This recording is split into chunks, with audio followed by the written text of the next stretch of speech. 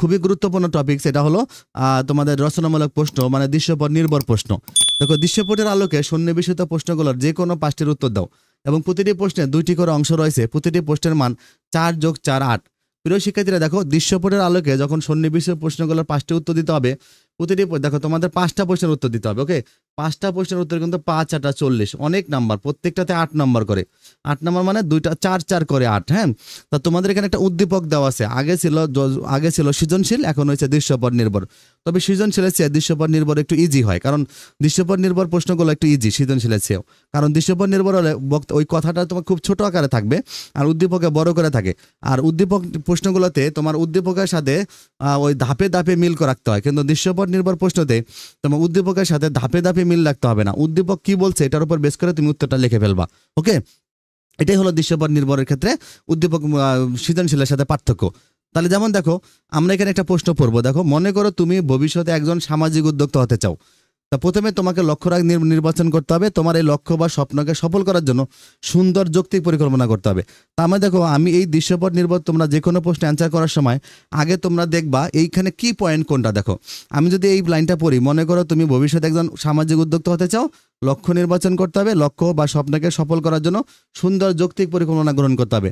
তাহলে এই যে দৃশ্যটার মূল বিষয়টা হলো সামাজিক উদ্যোক্তা হতে চাওয়া। আমি সামাজিক উদ্যোক্তা হতে চাই, আমাকে লক্ষ্য নির্বাচন করতে হবে, আর লক্ষ্যকে সফল করার জন্য সুন্দর যৌক্তিক পরিকল্পনা করতে হবে। তাহলে এটা হলো আমার মূল কথা। তাহলে এটার উপর বেস করে আমাকে উত্তরটা লিখতে হবে। তার মানে এখানে আমাকে আর বারবার উদ্দীপকের সাথে চিন্তা করতে হবে না। আমি যে এই 3টা বিষয়, আমি উদ্যোক্তা হব, আমাকে লক্ষ্য ঠিক করতে হবে, এবং আমাকে সফল হওয়ার জন্য আমাকে সুন্দর পরিকল্পনা গ্রহণ করতে হবে। তাহলে এটার উপর বেস করে আমি লেখাটা লিখবো।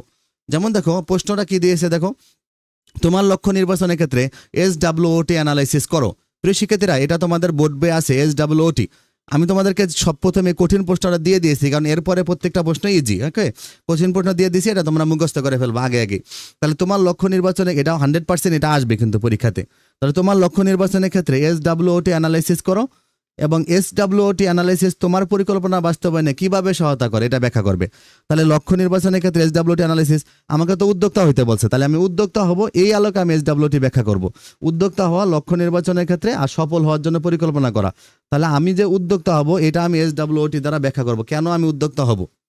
দেখো, প্রশ্নটা কি ছিল, প্রশ্নটা আরেকটু একটু বুঝো প্রিয় শিক্ষার্থীরা, যে লক্ষ্য নির্বাচনের ক্ষেত্রে SWOT অ্যানালাইসিস করো। দেখো প্রিয় শিক্ষার্থীরা, SWOT এটা শর্ট ফর্ম। তোমরা জানো যে আমি যদি ভবিষ্যতে একজন সামাজিক উদ্যোক্তা হতে চাই, দেখো আমার কিন্তু উদ্দীপকে সামাজিক উদ্যোক্তার কথা বলেছিল।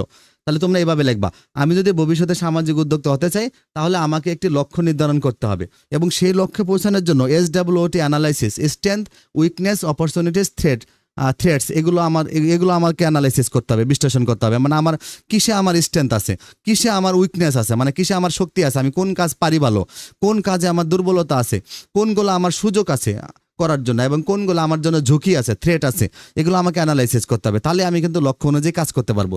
তাহলে নিচে আমি আমার লক্ষ্য অনুযায়ী SWOT অ্যানালাইসিস করছি। দেখো, যেহেতু আমি উদ্যোক্তা হতে চাই, তা আমার স্ট্রেংথ আমি দেখবো, স্ট্রেংথ হলো শক্তি। তাহলে আমি সামাজিক সমস্যার সমাধানে আগ্রহী এবং উদ্ভাবনের চিন্তা করতে পারি, এটা আমার শক্তি, এটা আমার স্ট্রেংথ। যেহেতু আমি উদ্যোক্তা, কেন আমি সামাজিক উদ্যোক্তা হতে চাই, কারণ আমি হলো সামাজিক সমস্যার সমাধানে আগ্রহী এবং আমি উদ্ভাবনের চিন্তা করতে পারি, এজন্য আমি একজন সামাজিক উদ্যোক্তা হতে চাই। তাহলে এটা আমার একটা শক্তি, এবং আমার নেতৃত্ব দানের ক্ষমতা আছে। দেখো, তুমি যদি সামাজিক উদ্যোক্তা হতে চাও, তোমাকে কিন্তু নেতৃত্ব দানের ক্ষমতা থাকতে হবে। তাহলে এটা আমার পাওয়ার, যে আমার নেতৃত্ব দানের ক্ষমতা আছে, এবং আমি মানুষের সাথে ভালোভাবে যোগাযোগ করতে পারি। আর হলো যে প্রযুক্তি, ডিজিটাল প্ল্যাটফর্ম ব্যবহার করে সমস্যার সমাধানে আমার দক্ষতা আছে। এখন কিন্তু বর্তমান যুগ হলো ডিজিটাল টেকনোলজির যুগ। আমাকে সামাজিক উদ্যোক্তা হতে গেলে আমাকে প্রযুক্তি, টেকনোলজি এগুলোকে ব্যবহার করতে হবে। তা আমি এগুলো সবগুলো পারি, তাহলে এগুলো আমার স্ট্রেংথ। তাহলে আমি সামাজিক উদ্যোক্তা হওয়ার ক্ষেত্রে আমার এগুলো স্ট্রেংথ আছে। তবে আমার দুর্বলতা আছে, আমার উইকনেসগুলো কোনগুলো, দেখো, যে সামাজিক উদ্যোগ শুরু করার জন্য পর্যাপ্ত তহবিল নেই, আমার কাছে টাকা পয়সা নেই, আর্থিক সম্পদ নেই। দ্বিতীয়ত হলো ব্যবসা পরিচালনার অভিজ্ঞতা আমার কম, কিছু বিশেষ দক্ষতা অর্জন করা প্রয়োজন।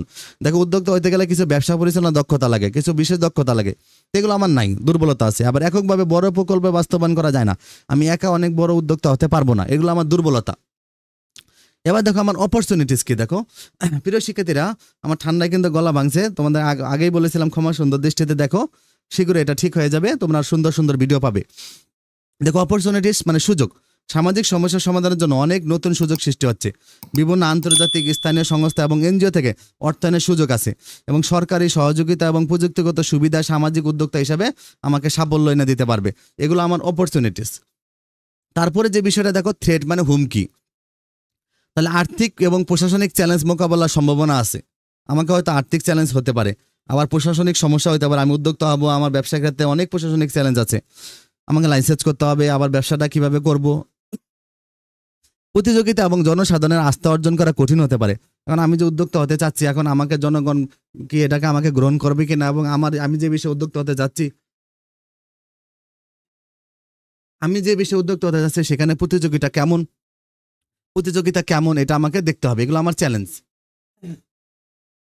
এগুলো কিন্তু আমার জন্য আবার হুমকি।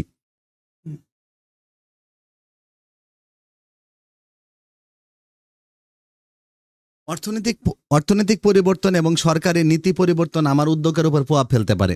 তাহলে এগুলো হলো হুমকি। সেক্ষেত্রে এভাবে আমরা কি করলাম, আমার শর্টটা আমি অ্যানালাইসিস করলাম। এবার দেখো আমার কাজটা কি ছিল, প্রশ্নটা কি ছিল, যে শর্ট অ্যানালাইসিস তোমার পরিকল্পনা বাস্তবায়নে কিভাবে সহায়তা করবে। আমি যেই অ্যানালাইসিস করলাম, কিভাবে আমাকে সাহায্য করবে দেখো।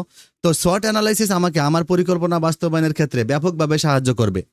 এই বিশ্লেষণের মাধ্যমে আমি জানতে পারবো কোথায় আমার শক্তি কাজে লাগাতে হবে, কোথায় উন্নতি করতে হবে, কি কি সুযোগ আমি ব্যবহার করতে পারবো, এবং কি কি ধরনের হুমকি বা চ্যালেঞ্জ মোকাবেলা করতে হবে। স্ট্রেংথ দেখো, আমার শক্তিগুলো যেমন আমার নেতৃত্বের দক্ষতা, উদ্ভাবনী চিন্তা, প্রযুক্তি ব্যবহার, এগুলো ব্যবহার করে আমি সমস্যা সমাধানে কার্যকরী কৌশল তৈরি করতে পারবো। উইকনেস দেখো, আমি আমার দুর্বলতাগুলো যেমন ব্যবসা পরিচালনার অভিজ্ঞতার অভাব চিহ্নিত করে সেগুলো দূর করার পরিকল্পনা করতে পারবো, যেমন প্রশিক্ষণ নেওয়া বা একজন মেন্টরের সাহায্য নেওয়া। অপরচুনিটিস দেখো, বিভিন্ন সুযোগগুলো চিহ্নিত করে আমি সেগুলোর জন্য প্রস্তুতি নিতে পারবো এবং পরিকল্পনা তৈরি করতে পারবো, যাতে আমি সহজেই সুযোগগুলো কাজে লাগাতে পারি। থ্রেটস দেখো, আমি আগে থেকে সম্ভাব্য হুমকি এগুলো সম্পর্কে সচেতন থাকবো এবং সেগুলো মোকাবেলার জন্য বিকল্প কৌশল তৈরি করতে পারবো।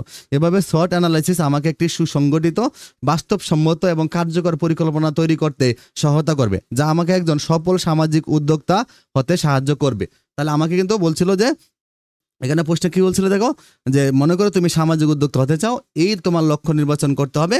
লক্ষ্য বা স্বপ্নকে সফল করার জন্য সুন্দর যৌক্তিক পরিকল্পনা গ্রহণ করতে হবে। তাহলে এই হলোকে আমরা এই প্রশ্ন দুটোর উত্তর দিলাম।